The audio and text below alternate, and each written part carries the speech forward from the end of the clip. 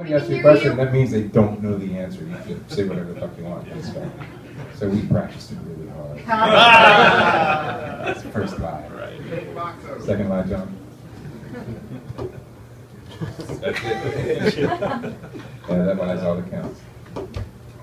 Roscoe Louie is early on, so and there was 2 of them, if I recall, before you guys found. Sorry.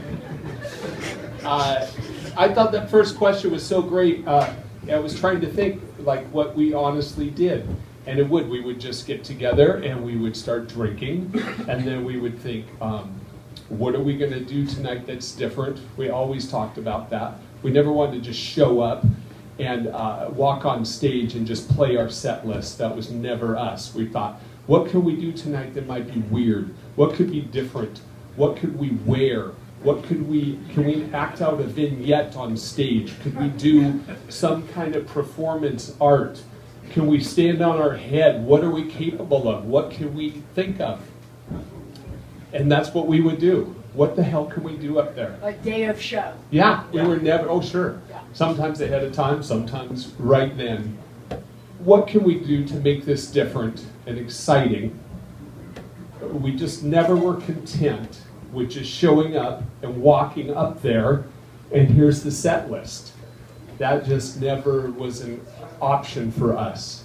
That, that would be just boring to us. That just wasn't who we were, Yeah, we could have spent all that time rehearsing, but that just seemed boring, So I love that question. So we would just think, what can we do that would be challenging and what might be different that people wouldn't normally expect to see a band coming on stage doing.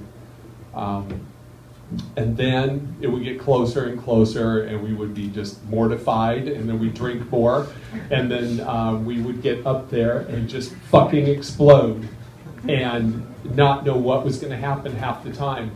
There were breaks in the songs that were kind of written where there's a spot that's open, where one of us would cue to come back in, and that's where fun, crazy shit would happen. That's where John would start looking around. Here, maybe I could do a little John. See, I never got to do this stuff. I was stuck behind the drums. Yeah, here I am. Okay. So, song's going, whatever the hell the song does. And then, here's a break, right? And everybody's playing real quiet, and then John goes. Wide eyes. You got to go somewhere? Oh, really? Yeah. And we're just standing there waiting for something to happen or evolve. And John would do some vignette, and he would act out a play, or start climbing an imaginary rope out of the place, or go behind an amplifier and throw up. Or he'd get me a beer or light a cigarette for Tom. I mean, it was unbelievable. It was, and sometimes it went just to hell. It was just horrible. But that's the chance you took, I mean, this was unscripted. It was art as much as rock and roll, and sometimes it was just magic, and we would all just be smiling because what just happened was indescribable, and you could never replicate it. And because we were open to that, things could happen, and it was an unbelievable time and a great experience, and. That was just one night. I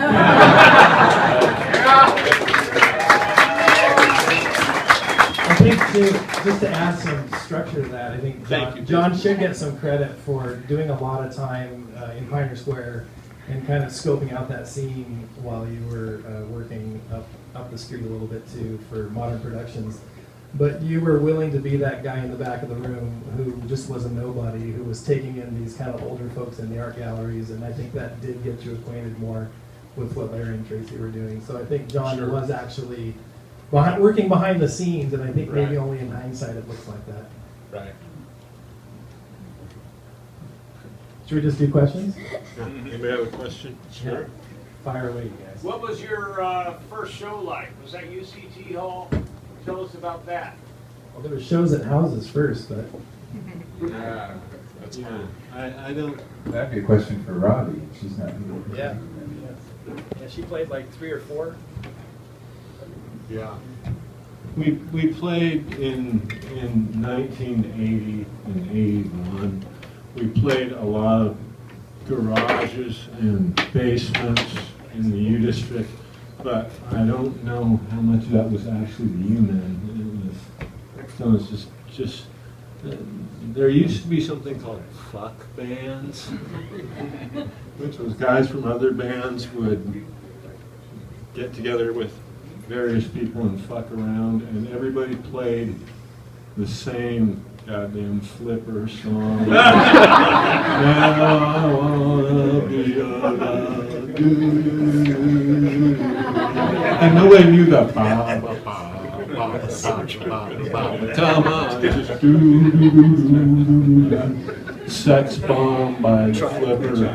Yeah, try to play Chinese. Oh, Chinese rock. Chinese rock. Yeah. Without That was tricky. without the hard parts.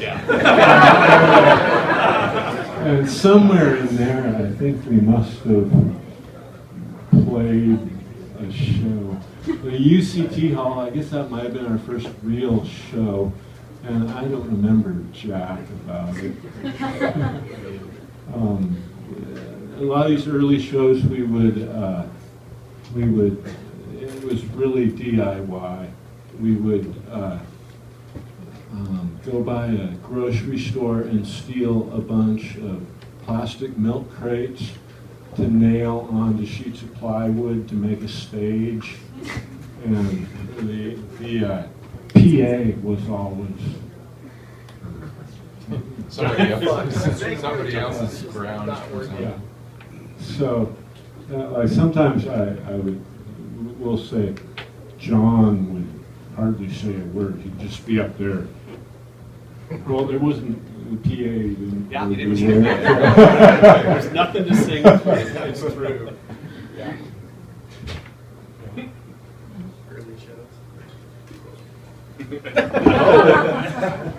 Yeah. Question. Yeah. Memory serves me that when John first joined the band, did you audition by singing the Bleach model? I'm getting at the performance art aspect. Charlie did. I think you made up that story. No, it's true. Something like that. Yeah. You sang a Bleach There model. was on that's the what I washing remember. machine. Yeah. John came into the rehearsal. It was in a laundry. It was in a laundry Can room. you still do that, John? I'm sorry. Can you sing this right here? Can you sing that? Just impromptu sing something for us. No, that John doesn't do that anymore. Come on, do it. No a la carte. It was that brand new Cadillac as well. Remember that? Oh, yeah. That Yeah. brand new Cadillac.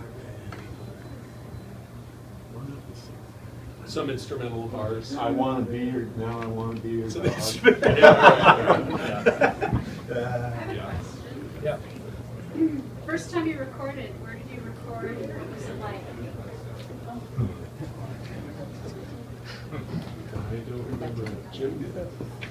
I just saw some pictures of that. My sister took it in the studio. I didn't know there were pictures of that. She was there taking some pictures. We saved up our money. Everybody had, we kind of pitched in whatever money we could find, because it was expensive. It was going to cost us $250. We had to save up all the money to pay for it.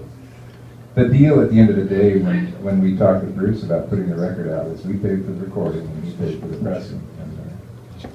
And so we had to figure out how to come up with the cash for it. And I think we walked in there and John didn't know what to do with us and we didn't know what to do with him. So he kind of held our hands through the beginning of it, try to set us up and figure out what it was all about and try and make sense of it. But he had been used to recording like other Seattle stuff. Real bands. Real bands, right? And we had no idea what to, how to translate that into a recorded product. He used a lot of folk and other stuff like that. So it was Blues. Yeah. So he, but he had a really good sense of I think, he realized that we didn't know the fact that we didn't know what we were doing was probably better for us in the studio, so we just kind of let it roll.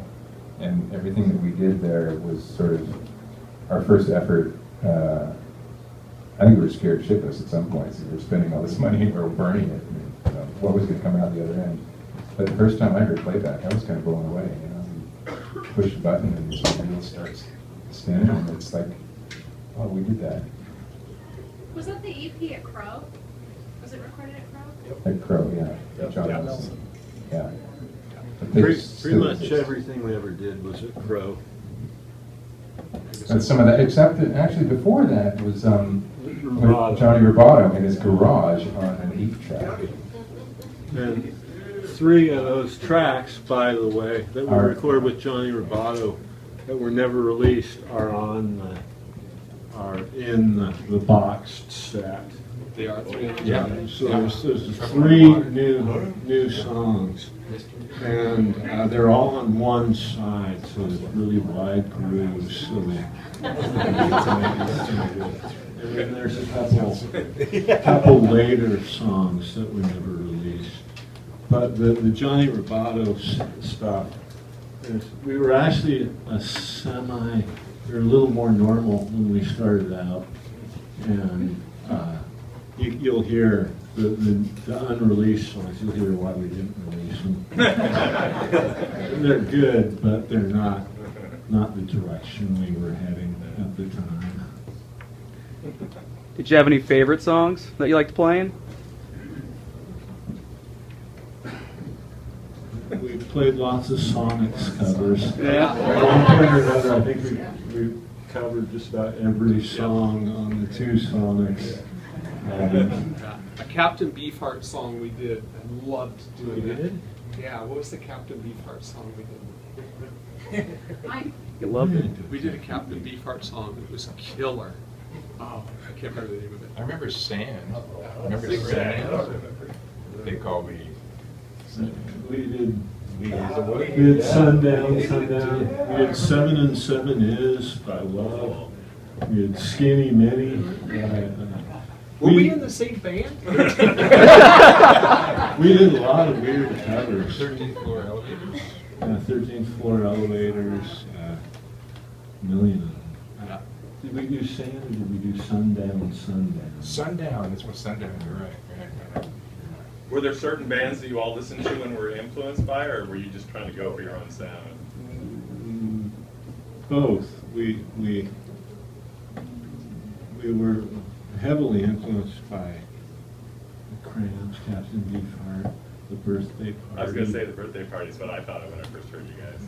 And then later on, we were really influenced by the Texas punk bands, Butthole Surfers, Scratch Acid, the Hickoids, Poison 13. That was really good influences. Yeah, that was big influences. From them, we saw that you could, from the Texas bands, we saw that you could play punk rock, but also have a distinct sound, a regional sound or whatever. I don't remember what the question was. You did fine. I got a thought. Did you guys tour with any Texas bands? I remember a Scratch Acid show. We would play with. Tour doesn't really. Yeah, we would play a party with the Butthole Surfers, and then we would tour 3 blocks over to another party and play with Tales of Terror. You guys said to call it a tour would be a bit of a stretch. Like Right. every single time, there was big gaps. A 3-hour tour. Why does that sound so familiar? I think these guys did for, like the Sonics, what Woody Guthrie did for Leadbelly. I think you guys were ambassadors that kept it going and kept. There's points at which eyes would lock with each other, and you